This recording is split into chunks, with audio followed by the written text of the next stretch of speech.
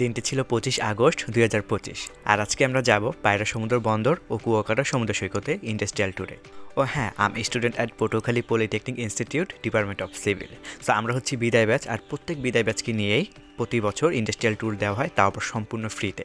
So tour হবে, তাও আবার ফ্রিতে, এটা তো ভাই মিস করা যায় না। সো চলো শুরু করা যাক।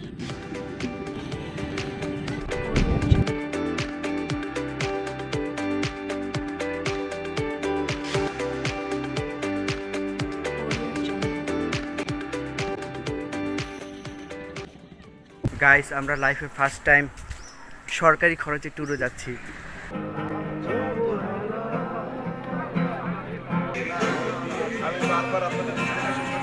এদিকে ট্যুরে এক্সাইটমেন্টের ঠেলায় সকালবেলা ঘুম থেকে উঠি, নো হাগমতো নো খাওয়া দাওয়া, অনলি ব্রাশ করে চলে আসছিলাম ক্যাম্পাসে।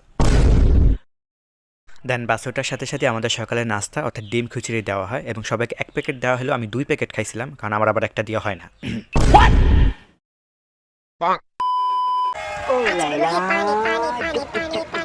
প্রায় 1.5 ঘন্টা লাফালাফি করতে করতে আমরা পৌঁছে গেলাম প্রথম স্পট পায়রা সমুদ্র বন্দর। গেটের সামনে নেমেই দেখি সিকিউরিটি মামারা কামান তাক করে দাঁড়িয়ে আছে।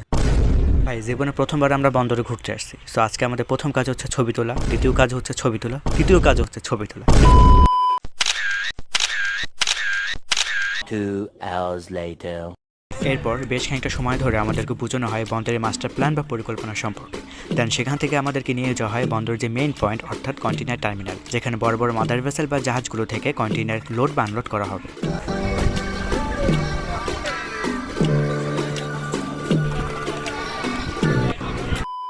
বন্দর ভিজিট শেষ, এবার আমাদের সমুদ্রে ভিজিট করার পালা। বাট সবাই ক্ষুধার্ত থাকায় আমরা মাঝপথে বাস থামিয়ে হাইওয়েতে বসেই আমরা দুপুরের খাবার সেরে নিয়েছিলাম। 1 hour later. সমুদ্রের ঢেউর সাথে বেশ খানিকটা সময় ঝাপাঝাপি করার পর আমি এবং আমার বন্ধু মিলে রেডি হয়ে যাই কুয়াকাটার যে বিভিন্ন ভিউ পয়েন্টগুলো আছে সেগুলো ভিজিট করার জন্য। তাই 200 টাকা দিয়ে ভ্যান ভাড়া করে আমরা যাচ্ছিলাম সমুদ্রে বিলাস করতে।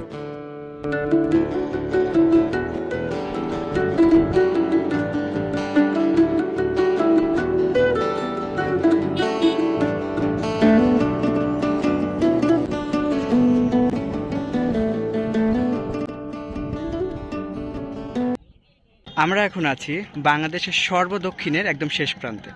এখন হচ্ছে কুয়াকাটা সমুদ্র সৈকত, এটা হচ্ছে কুয়াকাটার ঝাবন, এবং আমাদের পিছনে যেটা দেখা যাচ্ছে এটা হচ্ছে 3 নদীর মোহনা, এবং এটার ওপার হচ্ছে সুন্দরবনের পূর্বাংশ, যেটার নাম হচ্ছে ফাতরার বন।